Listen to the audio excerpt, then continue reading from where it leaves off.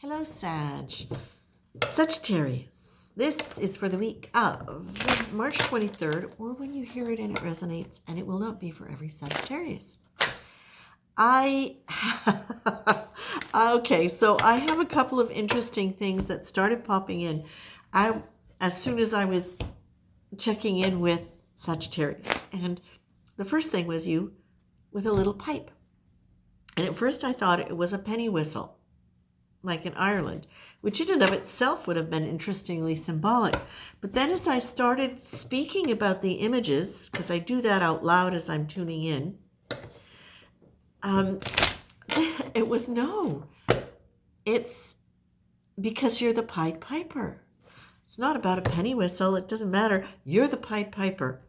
And when I said the Pied Piper of where, it wasn't, no, Pied Piper of happy.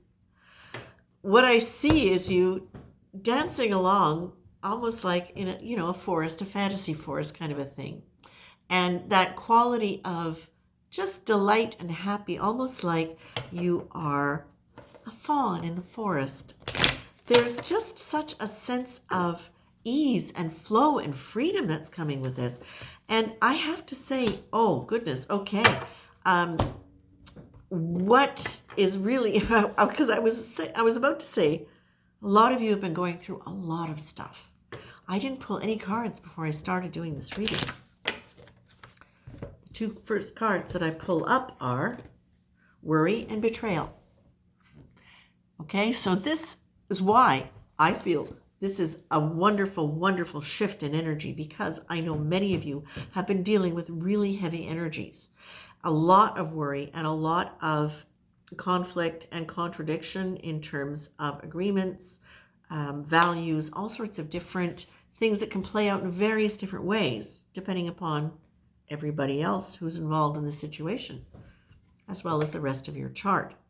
But what I'm getting here is, I need this one too. So you've got those two cards, but you've got yourself playing this pipe, which says to me, and you're looking over that's it. You're looking over your shoulder like this, and it's kind of like you're leaving it behind. You are playing this flute, this pipe, this whatever, and you're dancing free. You are dancing free. So what this says, now you've got the grace card. So look at that. You've got worry, betrayal, then you've got grace. And then you've got what was my role in that, which is about you looking inward, which, Sag, is the only way you're ever going to be free of whatever has been holding you in this or whatever caused you to create this. You've got the grace, you've got the divine benevolence to get you through whatever the cards were here or whatever that was about for you. And what you've also got is you've got the divine presence, the divine guidance to say, what was your role in that? And why do we want to do that? We want to do that because understanding how your mind works and what motivates you, what the structure is of your thoughts, what has led you to be in whatever position you're in, or in this kind of managing state that you have been feeling you are in. This is where you really get to understand deeply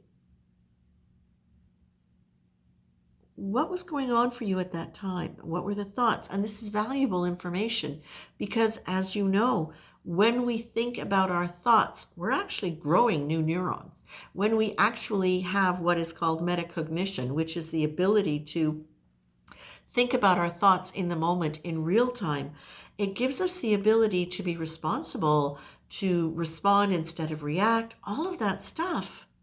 But even more importantly than that, it's actually growing our brain in a way that gives us more resources, more strength, more ability to be able to continue to understand and be responsive instead of reactive. It grows that ability in us. So being self-aware is like not only something that is considered like an esoteric, wonderful, let's be self-aware thing. Let's be self-aware. Let's grow our brains in a way that gives us the ability to have a stronger sense of awareness, stronger resources, stronger emotional resources, when we feel like we can manage our emotions in a way where we are not codependent or we're not withdrawing, when we have healthy attachment styles and all of those wonderful things that tend to create harmony in our lives. That's what we want, and that's what being self-aware helps us move towards, because it looks different for everybody, right? Everybody's got their own idea of what that is. Every soul has their own desire, their own purpose, their own intention to be living with awareness in life, in whatever way is going to continue to help you grow and be who you want to be in this lifetime. Develop the parts of you that you would like to develop, and to move in the world in a way where you get to be free. You get to be free because you have the confidence and you have the resources to take chances and to grow and to look and to be honest with yourself about what aspects of you no longer serve this image of what you would like. So if you would like to be the Pied Piper of happy, what this says to me is many of you are well on the way, and that by leaning into grace, that benevolent divine presence is going to help you drop the stress, as is identifying what your role was that created or helped maintain a situation that was not in your best interest, so that you can do it differently. Okay? Sag, I really like this for you. I really, really like this for you. It feels to me as though there is big freedom coming for you in whatever situation was troubling you. And I'm not getting a timeline, but it feels soon. Okay? And soon, in terms of spirit, might be 3 months.